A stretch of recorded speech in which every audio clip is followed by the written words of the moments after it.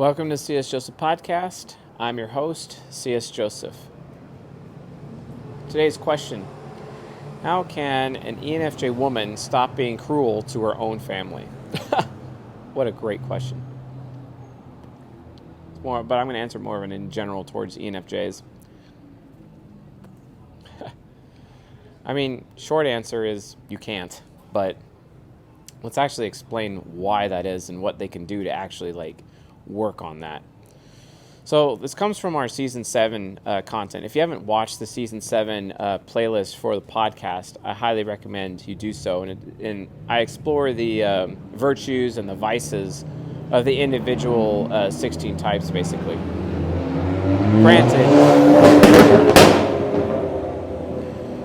Granted, the reality of the situation is that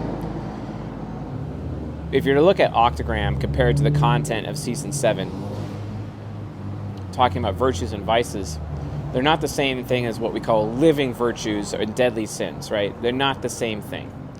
That's more of an Octagram thing that helps you determine a person's cognitive focus, ultimately. That's where that comes from. So, and that's the thing, right? So ultimately, you use deadly sins, living virtues to determine cognitive focus, but that's not what we're discussing here. We're discussing virtues and vices from our Season 7 content. So from a Season 7 perspective, the virtue and the vice of the ENFJ is benevolence versus cruelty, right? So benevolence versus cruelty. Benevolence is defined as, just being overall a good person, helping other people, being a very helpful individual, teaching them, improving people, giving them a good experience, being memorable. This is why ENFJs oftentimes, especially ENFJ women, are really good cooks, very good at hosting parties, hosting events. They're very good for event coordination. If you're going to hire someone for event coordination, do yourselves a favor and don't get an ESTJ. Instead, get an ENFJ. They always have this perspective of go big or go home, and it really makes your events just absolutely amazing. So if you're trying to hire somebody for events to a point, then I'd highly recommend doing it from that point of view. So check that out. I highly recommend it. Now, the vice side, however, is cruelty. And, that's because, people oscillate back and forth between their virtue and their vice on a consistent basis, right? My virtue and vice, my virtue is sincerity. I'm just going to tell the truth. But the thing is, my vice is insincerity, which means I have the penchant for lying. And no one is better at lying than an ENTP, and no one lies more than an ENTP. And then all of a sudden you have to deal with the curse of, all liars go to hell, right? That's not a fun situation to be in as an ENTP. But hey, at least I don't have the vice of cruelty, which ENFJs have in spades. Because they go out of their way to be the opposite of cruel. Very nice, helpful, caring to other people. But then all of a sudden, once those people get close, then they see the ENFJ for what they can really be like, which is also insanely cruel. Cruelty continues to be a big problem or a big deal for ENFJs. And I oftentimes, I feel bad for them. I feel bad that ends up becoming a huge issue in their life. But it's even more sinister than that. Cruelty goes even way farther than that. And the thing is that ENFJs, to newer people in their life, they give people such a high benefit of the doubt, basically, that they're not cruel. People that they meet freshly for the first time, they're actually very, very understanding, very caring, very helpful. They give them a great experience. They put all of their energy into making that very good first impression. And their benevolence is really attached to giving that really great first impression, right? They're all about first impressions. And there's nothing wrong with that. There's really nothing wrong with that at all. Except for, let's say, they make that really good first impression, this particular individual they made a very good first impression on, that they've helped them out, that they've taught them. It's like all of a sudden, they've roped them in. The ENFJ has roped that person into their inner circle, basically, or they are close to that person.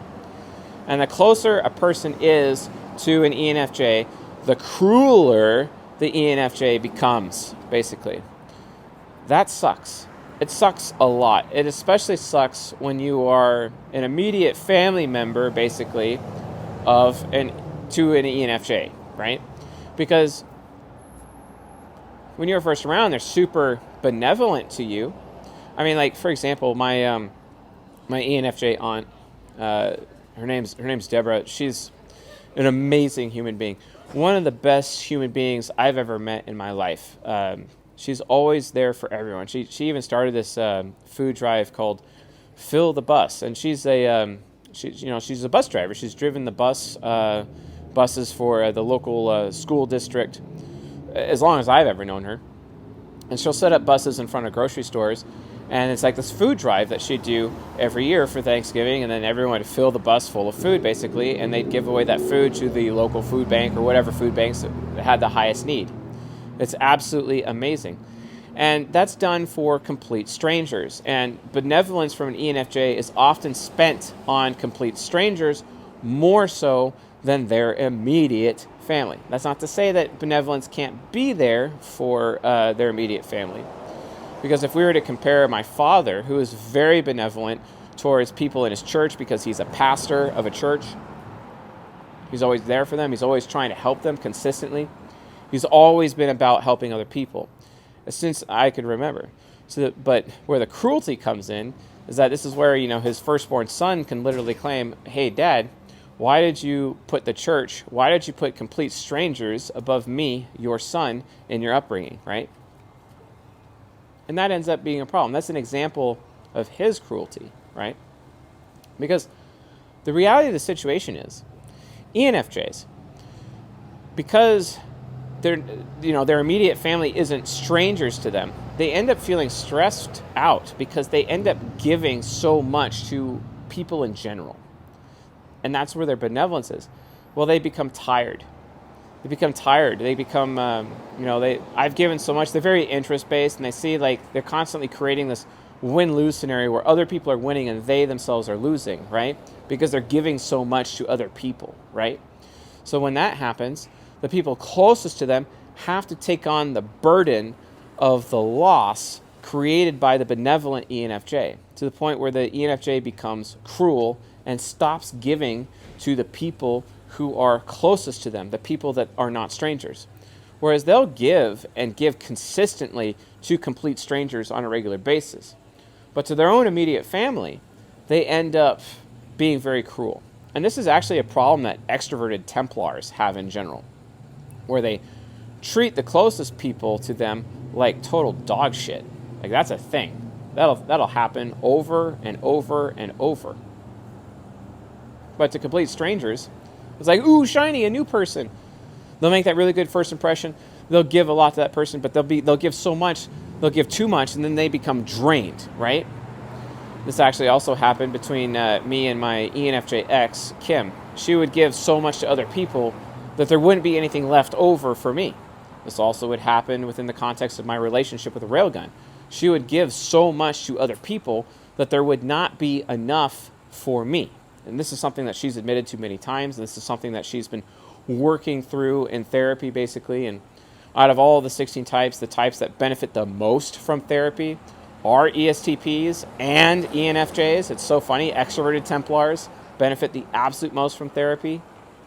And then with introverted Templars as the runners up, basically, in terms of people who benefit from therapy. But they're so affiliative and they're constantly focused on doing the right thing.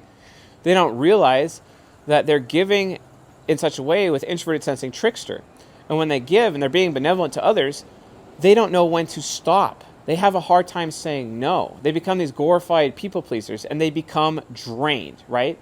So they become drained because they're constantly giving to other people. So when they come home to their families, there's nothing left for them to give their own family. So all that's left over is their cruelty vice. And they are cruel to the people closest to them. They are cruel to people within their immediate family, basically, right? This is a huge, huge issue that they struggle with. And the reason why is because they lack the self-discipline to say no. They entirely lack that self-discipline. They have a hard time saying no, even to strangers, because they can't even keep track of how little they've given to their own immediate family compared to how much they've given to complete strangers. Now, the wisest ENFJs out there, like my ENFJ aunt, for example, and I love her. I love her dearly, dearly love her. She doesn't really like me that much, but I'm a huge fan. I'm a huge fan of her. I'm a huge fan. Like, she one time gave me $20,000 to start a business. Like, she is amazing. And while that business failed and I feel bad about it, my cousin and I worked out a situation where she got paid back, and I thank her and I thank him for all of that. And then my cousin recently became the victim of development phase, basically. His wife, wow, development phase sucks, for those of you that know what development phase is. But, his ENFJ mother was right there for him, and she was able to be benevolent towards her son within the context of her own immediate family. And I just love that she learned, because I believe she's unconscious developed, she learned, through wisdom that, hey, what business do I have helping random people, helping strangers, if I can't even help the people that are at home? And I love that about her, that she's actually figured that out. I love that she learned that at certain times in her life, she just has to say no to people. And she does. She really does say no to people. Most people think that saying yes to people when you're giving is very virtuous. The thing is that it always has a cost. It always has a cost. And this cost, because, ENFJs are interest-based, they need to realize and count the cost of how much they're giving and how much they're draining themselves, even to the point of draining their own family, their family's time, attention, resources, for the benefit of complete strangers out of their family. My parents, my father, he was second in command of, as an associate pastor, basically, of a religious cult that I grew up in. And it was a cult. He still potentially denies that label to this day, but there's a gentleman by the name of Greg who was trying to explain to everyone, hey, yeah, this is actually a cult. This is actually a problem. I wish my dad listened to him.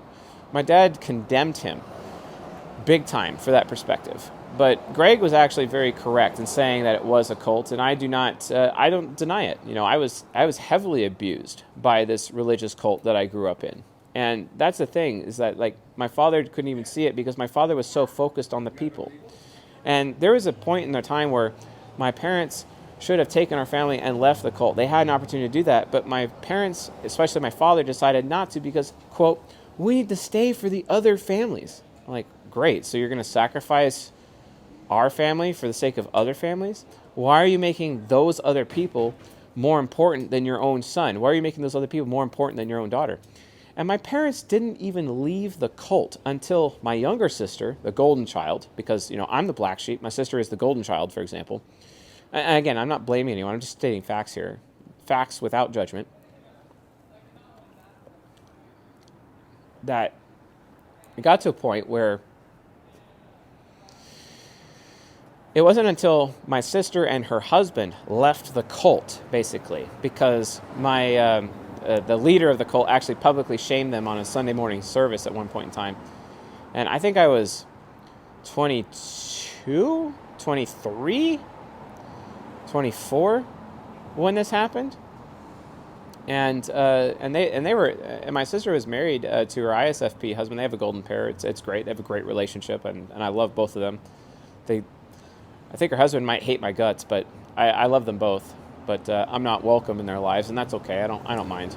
But the point is, though, is that it wasn't until the golden child left the cult that all of a sudden my parents decided, okay, yeah, this is actually more valuable for us to leave. And it took an outsider to the family, my ISFP brother-in-law, to make that decision in order for my parents to actually follow him out of the religious cult, versus me being a loyal, introverted, sensing inferior, basically stuck around for my parents, being supportive to my parents, right? Because I'm UDUF, and I was being a people pleaser with my super underdeveloped ISFJ subconscious, and then also and serving basically serving my abusers because I had this really insanely bad Stockholm syndrome for the religious cult that was abusing me personally and abusing my ESFP wife at the time. I do not blame her. I do not blame my ESFP wife for not wanting to be married to me anymore or not wanting to have anything to do with me or my family because of that really, really abusive situation that I brought her into. Like, I don't blame her. I don't. I just regret that I didn't have any of the mental tools, much less the self-respect or the self-acceptance, which would lead to the self-awareness needed to actually get out of that situation. Because frankly, I was just a fool. I was totally foolish in those days. I'm glad I don't have that thinking now, and I've had to figure it out on my own, and I have. But, it is written, the first will be last, and last will be first. And throughout my entire upbringing, I've been last. So now it's going to be my turn to be first, and I'm very much looking forward to that because I just now entered my prime as a man. Just began my prime. I'm now in my prime, officially. As of my birthday this year, in 2023. So, how does an ENFJ, much less an ENFJ woman, stop being cruel to people in their family? Well, they need to learn how to say no. They need to actually exercise the self-discipline to stop giving to strangers. They need to make sure that they are giving to their family first and not allowing strangers or other people who are not in their family to take advantage of them. Because the more they allow strangers, the more they give to strangers, the less they have to give to their own family. That's how they stop the cruelty. But if that doesn't happen, they're going to remain cruel because they will allow outsiders to drain them. And because they are drained, all that's left, there's no benevolence left inside. They only have a certain amount of benevolence per day. There's nothing left but cruelty, and they will be cruel even to members of their own family. Like my dad. There's a lot of times he was very cruel to me. Much less because for me, when I was growing up in our cultist church, I was 300 pounds. I weighed 287 pounds when I went to high school as a 14-year-old. 287 pounds. My dad would have other men at the church, poke my belly and call me doughboy, basically. I resented that so much, but I just so wanted, so desperate with my effie child to please my father that I allowed that to happen, right? And it's because I lacked self-respect, because I didn't even understand self-respect because I had FI trickster, right? My cognitive development wasn't finished, my cognitive focus wasn't finished, and that's ultimately one of the reasons why I became UDUF from an octagram perspective as an ENTP, because of my father's cruelty. Cruelty that existed because he was giving so much to other people at the church that he had nothing left to give his own family at home. And given that my mother is an ISFJ, a fellow extroverted feeler, okay, who was not producing any FI, my dad was not being energized by my mother because she was also draining him technically because his FI nemesis could only provide so much FI, and he was already giving it to other people outside of our family, and then she was draining it too, so there's absolutely nothing left for the children. Well, guess what? All of their children are extroverted feelers as well, which caused additional problems. If my dad had the sense, which he didn't because it's SI trickster, where a person's sense is, basically. Because of his SI trickster, he didn't have the sense to say no. He didn't have the sense to place the people at home at a higher level than people that he would meet at the church. He treated everybody the same. And that's the problem with ENFJs. I had an ENFP friend who was with an ENFJ girlfriend for a long time. He had me type her, interview her and everything, and I did typed her ENFJ. It's one of my very first typings. This is before I actually knew I was an ENTP. At least I got that one right. And his number one criticism with her is that she would treat everybody else, she would treat everyone the same, including him. And she'd have her attention divert to other people. And he's like, no. You need to put me first, as your lover, as your man. We're getting married, okay? Well, he decided not to marry her. He decided not to marry her, and he didn't. They ended up breaking up over this because she couldn't say no to just everyone.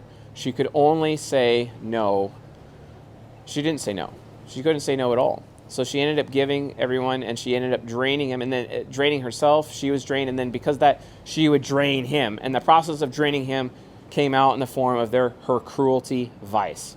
Wow, that really, really sucks. So again, ENFJs, to avoid that, make sure you take my advice. Exercise the self-discipline to say no. Make sure that the people closest to you are the ones who are getting the majority of your benevolence, and not people outside of the people, outside of that, outside of your family, outside of your immediate family, outside of the people closest to you. Make sure that they're the ones getting the benefit of your benevolence and not other people, because you're going to be so drained that you're going to become cruel to everyone else. Don't do that. So anyway, folks, thanks for watching and listening, and I'll see you guys in the next episode.